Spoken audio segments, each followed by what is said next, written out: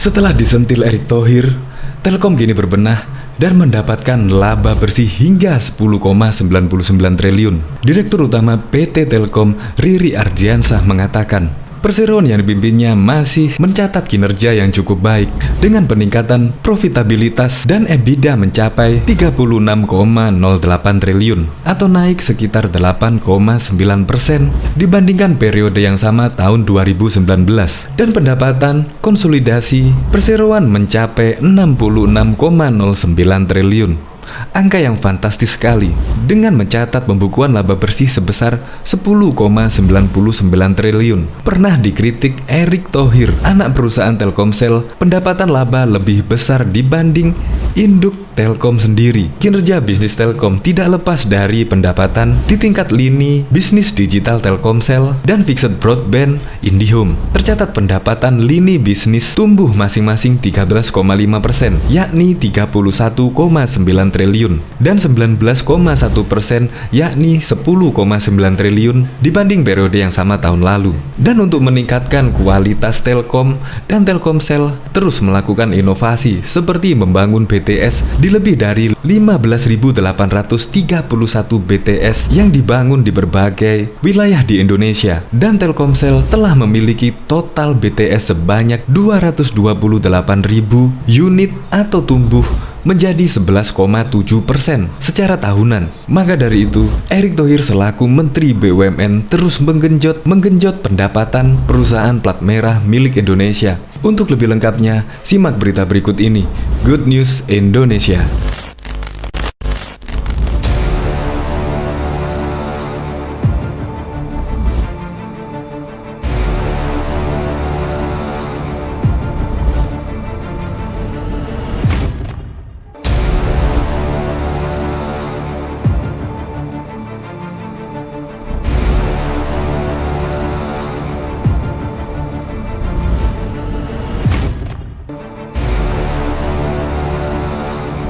Sebelum menyaksikan video ini, pastikan bosku jangan lupa subscribe, karena subscribe itu gratis plus bonus tonton video terbaru setiap harinya.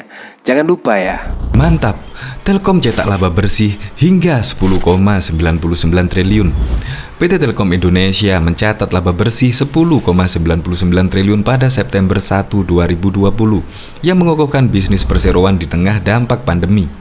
Direktur Utama Telkom, Riri Ardiansah menuturkan, perseroan masih mencatat kinerja yang cukup baik dengan meningkatkan profitabilitas. Diketahui earning before interest, tax depreciation atau EBITDA mencapai 36,08 triliun atau naik 8,9% dibandingkan periode serupa pada tahun 2019.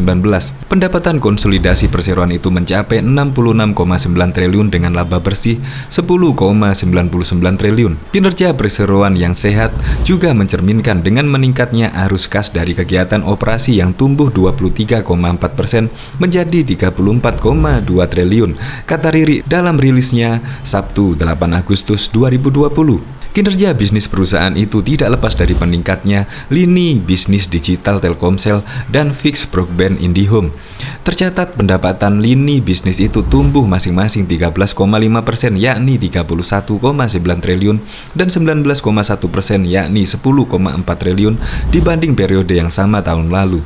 Riri menegaskan, pencapaian bisnis Telkomsel didorong oleh 160,1 juta pelanggan dengan pelanggan mobile data sebanyak 105,1 juta. Hal ini menyebabkan konsumsi layanan data tumbuh 43,8% dari periode yang sama tahun lalu menjadi 7.031 MB per pelanggan data dan menjadi tren positif, katanya. Untuk memperkuat infrastruktur dan mengembangkan bisnis digital, Telkomsel membangun sebanyak 15.831 BTS 4G hingga semester 1 2020. Hingga saat ini Telkomsel telah memiliki total BTS sebanyak 228,66 unit atau tumbuh 11,7% secara tahunan. Selain itu ada pula BTS 3G dan 4G mencapai lebih dari 177.000. Sementara itu, Telkom menyatakan segmen enterprise terus menerapkan kebijakan bisnis dengan fokus pada pembenahan secara fundamental yang diikuti perbaikan lini bisnis yang memiliki profitabilitas lebih tinggi. Salah satunya adalah data center.